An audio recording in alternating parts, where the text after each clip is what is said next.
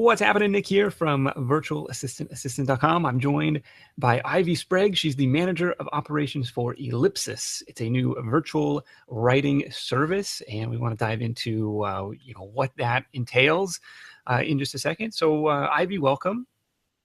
Thank you, Nick. I'm glad to be here. Let's kick this off with the overview. What's the high level of what Ellipsis is and does? Yeah, Ellipsis are sort of our reason for being. We say we want to be the voice in your head, only better. So Ellipsis was born out of the need that we saw in the marketplace for primarily small business owners or marketing leaders who know they need to take their marketing content efforts to the next level, but they don't really know how to do that. They don't want to hire in a full-time writer, or they don't have the need or the capacity for a full-time writer.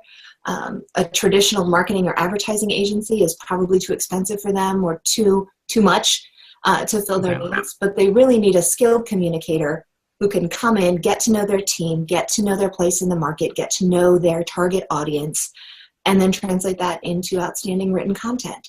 So that's what we do at Ellipsis, is we connect those leaders who know they need a skilled writer with those skilled writers who want to really develop a relationship with a client and really get to know them and how to best tell their stories. Okay. Do you have an example of what that might look like? Well, the current clients we're serving right now are anywhere from commercial real estate developer.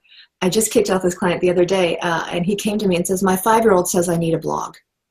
Okay. I thought, well, you've come to the right place.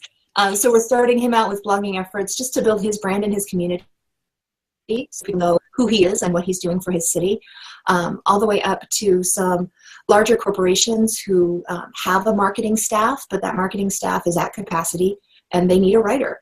So we're partnering with them to do some of their corporate blog content, to do some contributed articles that go to local publications or specialty publications in their industry. It really, again, it's anybody who knows that they need marketing writing help, but they're not ready to pull the trigger on a full-time internal writer. Okay, interesting. Are you helping come up with those content ideas, or clients having to feed you, like, I need articles on these 10 topics? Go. The fun thing that I'm seeing, Nick, with our writers is they are really a fresh set of eyes for their client's business.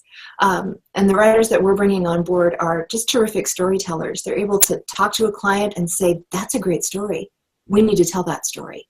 And the client, is in the weeds of their day-to-day. They're like, "Well, this is just what I do. It's not a story." Well, it is. Put your marketing hat on. Yeah, and that's what our writers bring to the table is that perspective and that ability to say, "No, that's a great story we need to tell."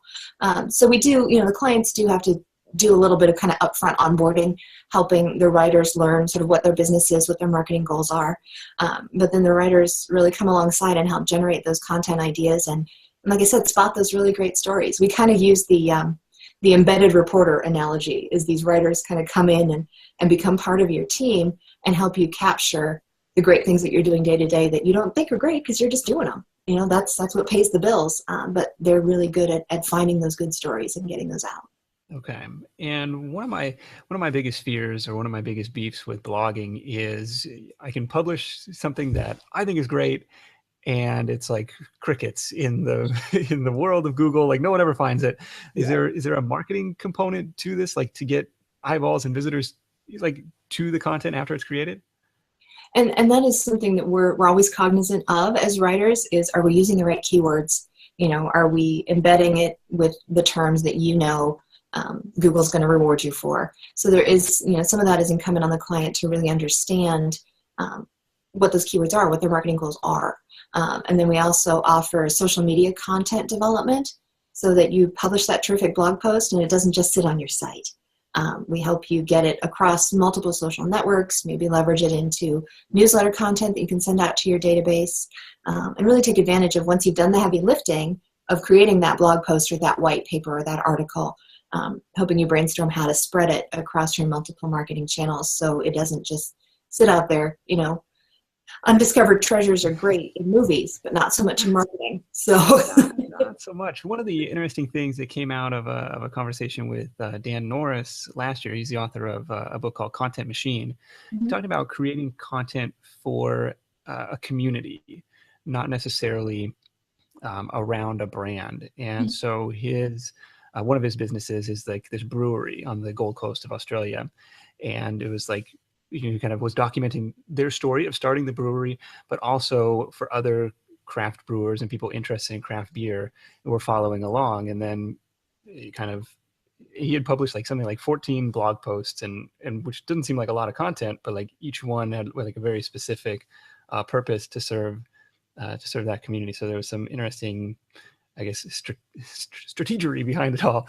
So I thought that was kind of cool. Thank you, George W. Bush. Yes.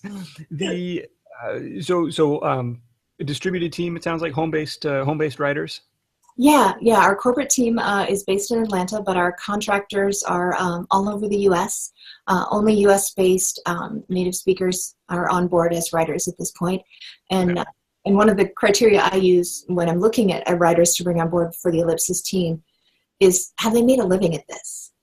Have they been able to support themselves through their through their writing? Has someone paid for their writing? Okay. Because, when Harry Met Sally, when Carrie Fisher says, we all think we have good taste and a sense of humor, we all can't possibly have good taste and a sense of humor. A lot of people think they're terrific writers, and they may be, but they're not marketing writers. And that's really who we're going for, is people who understand the marketing mindset, how to write copy that sells, that engages, that creates that sense of community that you were talking about. Okay. Those are the kind of people that we're looking to bring on board. What's a typical engagement look like in terms of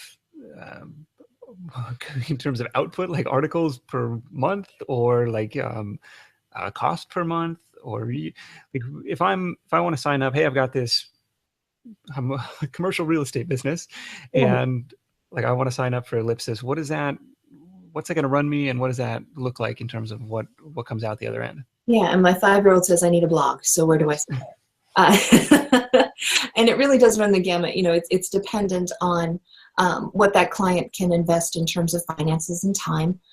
Anywhere, if you're going to blog, we don't recommend that you blog any less frequently than twice a month.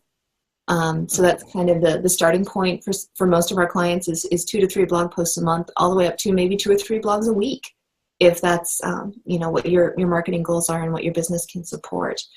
We're also working with some clients who just want to do 25 or 30 social media updates. Just partner with me to write that content that I can then go and schedule in my social media schedule tool of choice. The average blog post, we say, runs anywhere from 400 to 500 words. That's about a page of typed content in your standard word processing program. And we do price per piece rather than per hour. So your standard blog, is around 500 words for around $200 for a blog. And that covers all your meetings with your writer, all your brainstorming, 1 or 2 rounds of revisions.